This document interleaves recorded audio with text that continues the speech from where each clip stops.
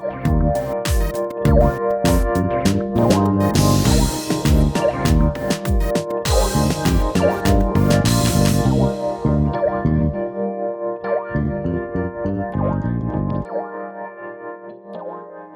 and welcome to another episode of Our Own Devices.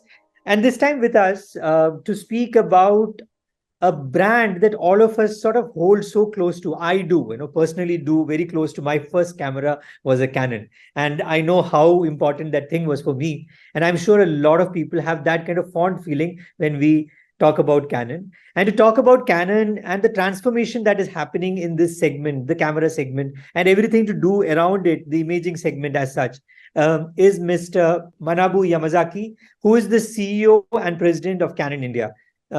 So Yamazaki-san, welcome to the show. Thank you very much, Rajan. Nice to be here. Thank you for inviting. So just to give you a brief introduction, Mr. Yamazaki has been with Canon for over 35 years. He came to India in the middle of the pandemic. I remember, meeting him, I think, soon after he started going back to office, which was almost a year back, or over a year back. He came in the middle of, everything being so different. He came into a completely new country. But I guess the ship is now steady, right? Yes, I'm seeing it really steadied up so much. I'm surprised myself. But it's also been a very interesting 2-3 years, right? A lot of learning, unlearning, having to change perception, having to change how a company as old and as big as Canon works. So how have you been managing that? I think it applies to almost everyone going through this pandemic period. We were really so confined to do a lot of things in the environment where we are not used to. So I think the whole thing started by really upgrading our own work process. Wherever you are, whenever it is, we have to stay functional because there are customers waiting beyond our organization. So we have taken some steps in revamping our own workflows, applying new IT technologies, providing all the laptops to everyone with the desktops as well, replacing all these old equipments, and started working on this new process of remote-based, but staying functional. And starting with that, and then I think after the pandemic, there was like on and off basis, we started acting on offline basis as well. So we've decided to really go even step further by revamping the whole organization to really make it truly a customer-centric. And with that in place, we have really started approaching customers with different product offerings that really kind of works better in this age of digitization, really changed workflow formats and things. And we somehow successfully started exposing our different product offerings that people have previously not heard of. So I think the whole ship, as you rightly mentioned, is steady because of many of these measures that we decided to take within ourselves. And I'm so thankful that we were able to witness this steady state and even some growth to it. I understand the Japanese have a philosophy behind this, right? They have a word behind this. It's called henkaku, or the transformation. Could you explain how this larger philosophy sort of rolls down into how you think about product, how you think about your customer base, how you think about your employees? Right. Henkaku in Japanese, as you said, it means transformation, parivartan. And this slogan actually entails over three main things. One is changing organization. One is stretching product offering. And number three is changing the entire workflow and infrastructure that we work on. So with this in place, we have been somehow started taking in steps to change the way we engage our customers by first assigning our salespeople to multiple product offerings rather than some specific offerings that we stuck to. So there's a bit of a challenge in stepping out of the comfort zone. But this is a philosophy that works within this company. We have what we call Sanji philosophy. Sanji means three selves. So you have to really do things with passion and attentiveness, proactiveness, you have to think of a way instead of waiting for something to happen. So you engage yourself to bring something in on your own with your own mindset and commitment. So with this new structure in place, people have to step out of their comfort zone and start learning about new processes, new product offering, engaging new customers. All of the things are happening all at once. But the structure kind of released people from sticking to specific product confines, but rather opening up their mindset and communicating about something beyond what they have. And I think most of our colleagues are genuinely excited and somehow thrilled to work on it. Of course, going through kind of a tough time and learning a lot more in deeper manner about those product offerings. But I think that probably creates a new, I guess, opportunity, a new commotion at the time in positive manner overall. And we are revamping our offices too, so we can start inviting people over to our office with our full-range products in display.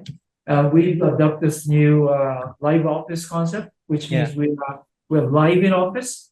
We're inviting everyone, including yourself, to really witness whatever we have in place as product offerings and touch and try, experience products, and experience the way we describe as an ideal office working process or a personal experience. Let's say. So all of that things are happening. So this is also a great learning phase, right? Because for your employees, for the company itself, is opening up new horizons. You're learning. So you said that nobody is stuck to one product, right? So it also means that your employees maybe a couple of years down the line are very different, much more robust in their thinking, knows more about the company, about the products than they would have been earlier. Right. This is a must process for all of us, because as we all recognize the change in the world, the transformation itself is taking place globally, both technically and I guess environmentally as well, which means there are a lot of innovations happening around us. And we have to be compatible with this need. To stay relevant, we have to really upgrade our skill sets, knowledge bases, and the way we engage with our communication skills. So a lot of new learnings for us are waiting in order to stay up to date with this new trend. By doing so proactively, we are able to stay relevant, a relevant brand for the people in the market. And we take the entire society as a market, and we take pride in doing so.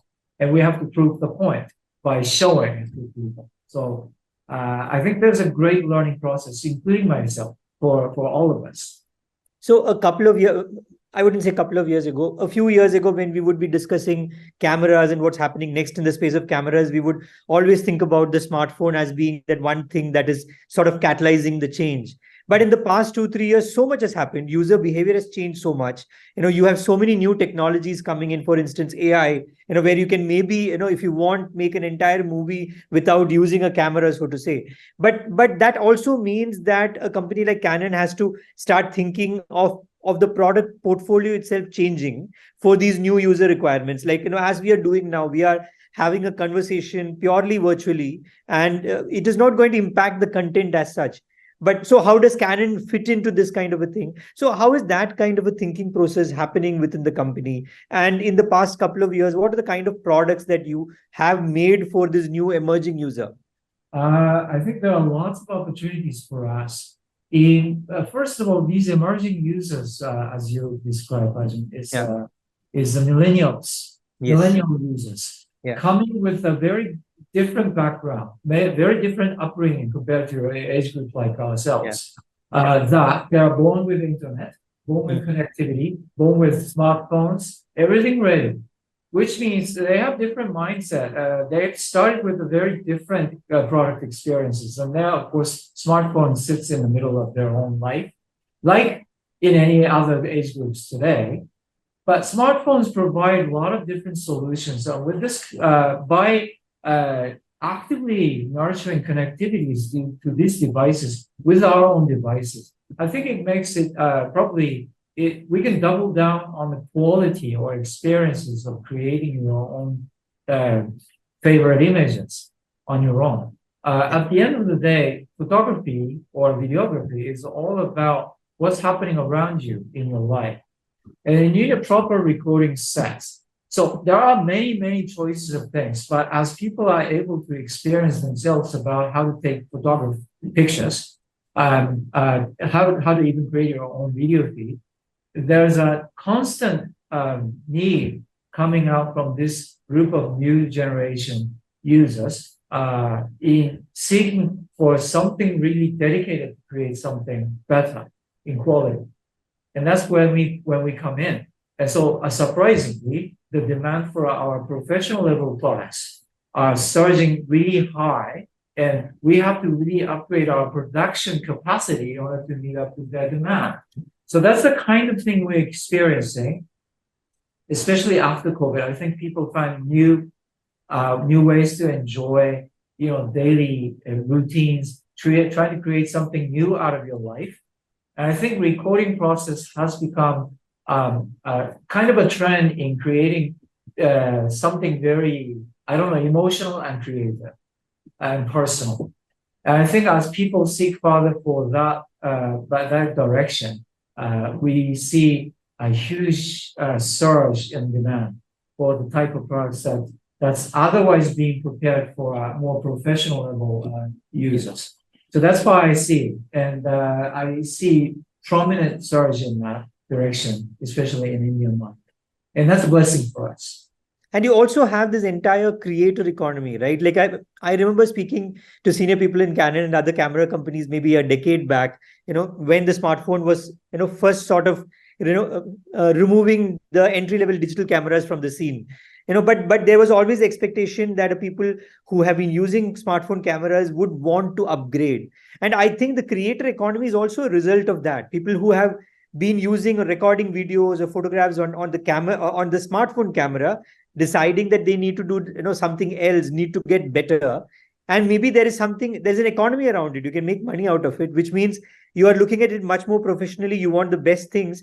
You want accessories, which maybe the hobbyist wouldn't have really spent a lot of money on, right? Wouldn't have spent on the mic, wouldn't have spent on the lights. So is that also creating a mid-rung kind of an opportunity for you? You spoke about the high-end professional, which we know about. Absolutely. But there is also this entire creator economy, and this is literally millions of users across the world, right? Because everybody from an 8-year-old kid to a 65-year-old, 70-year-old wants to enter the creative economy by doing something, creating videos or some new thing, right?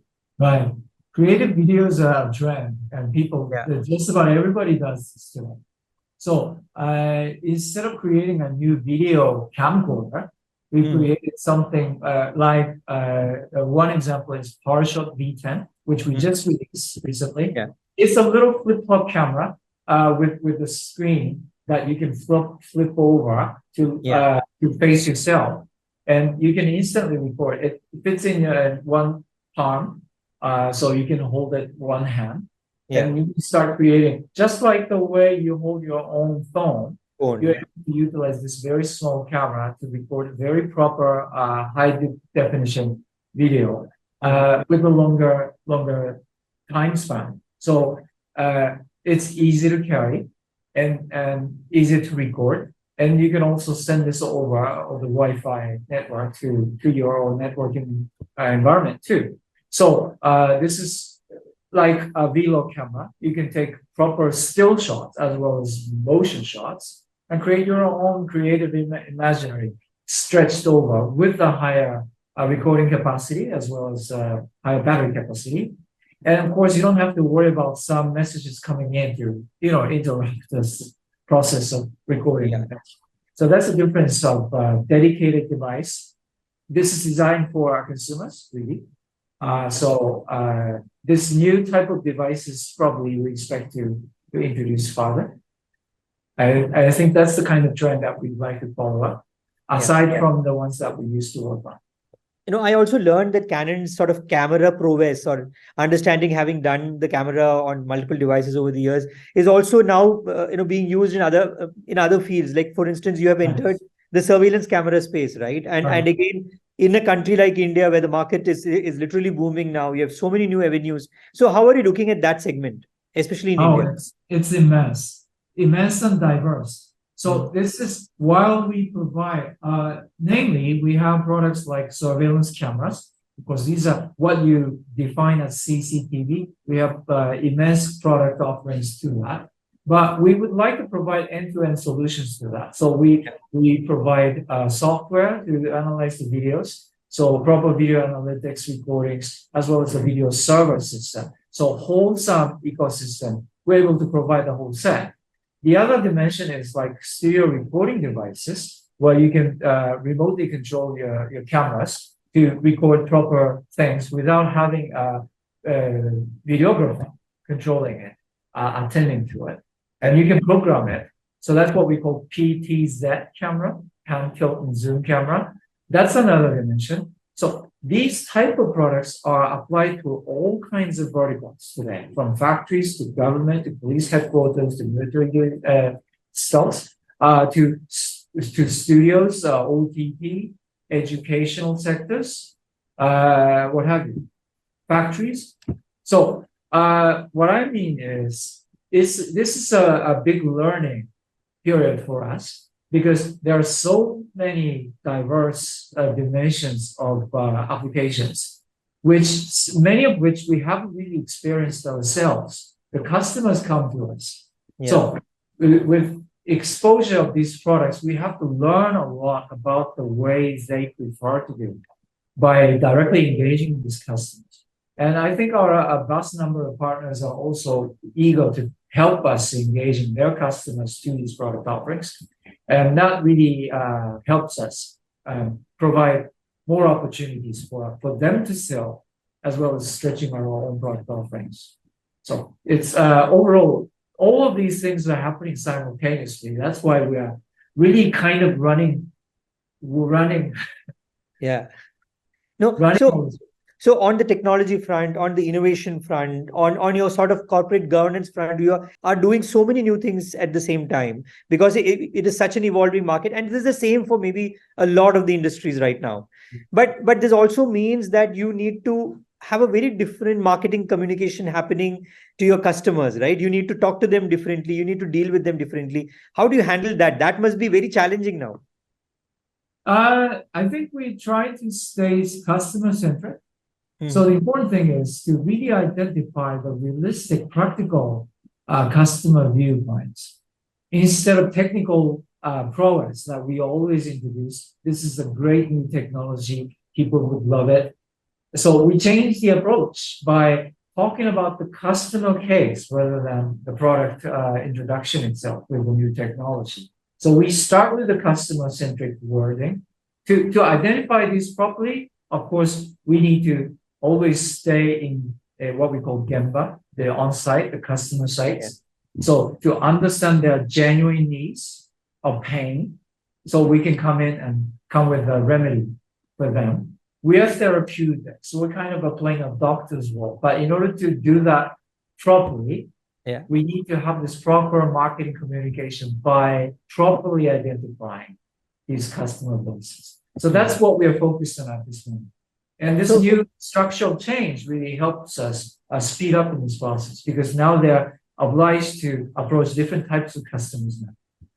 It's almost like a bespoke kind of a handheld kind of a customer service that you are moving into, right? Right. Trust me, it's easier said than done. Yes. Bespoke takes a lot of efforts and a lot of dedications, but that's the kind of commitment we would like to make with this new team. So I'd like to ask you like a couple of questions which are sort of related. One, if I can ask you technologically, what is exciting you the most about the future, or what is happening right now that you see? You don't have to reveal what the products would be, but like what kind of technologies are exciting you the most right now? One of which I have many actually, to be honest, but just to name a few. As I mentioned about this video analytics with the artificial intelligence integrated, this programmable video surveillance systems that provides a lot of information rather than just recording, identifying people. identifying causes. So there are many types of visual feed that you can apply with this video analytics technology, and they come in different forms of hardware too.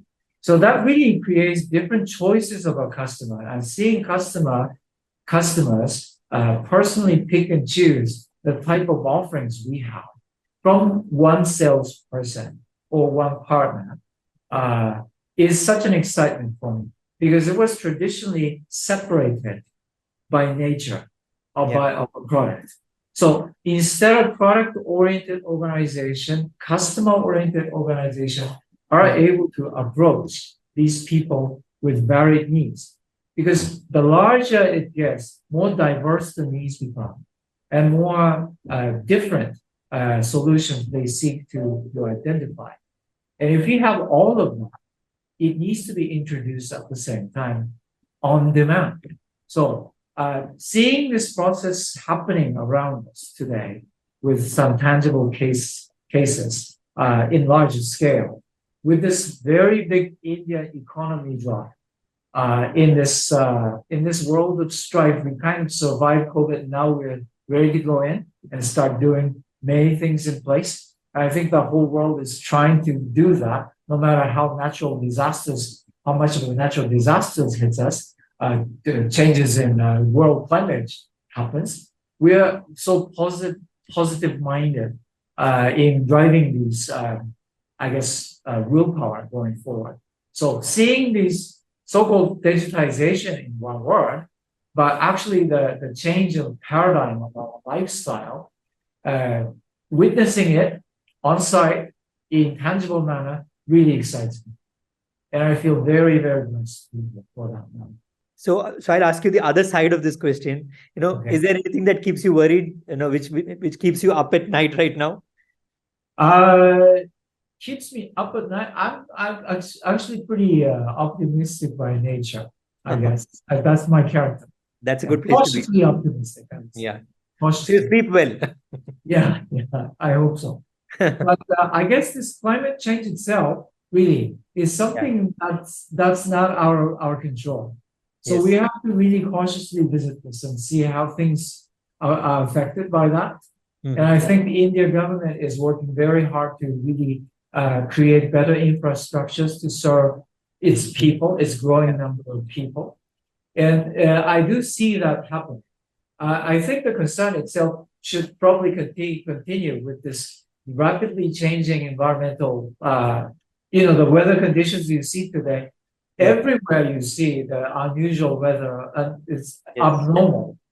Fire breaking out everywhere. The tsunami coming. The surge in these things, some extremities in the weather systems. That does genuinely worry me. But you can't keep worrying about this. We have to kind of ride with that trend and see how we can adapt to this. Yeah, that's probably the way we can go forward with. So trying to stay positive, cautiously optimistic, and try to think of something better. That's a great piece of advice for all our listeners. So thank you, Yamazaki-san, for being on the show. It was great having you. And again, a lot of insight, again, to learn about a company that we have all, it's a part of our lives, but to know that even such a company is transforming with the times. Thank you so much. I really appreciate it. It's so good. Thank you so much. So you were listening to Our Own Devices with Nandagopal Rajan. I'll be back again next week with another guest, lot more knowledge, and we are available everywhere you listen to your podcast.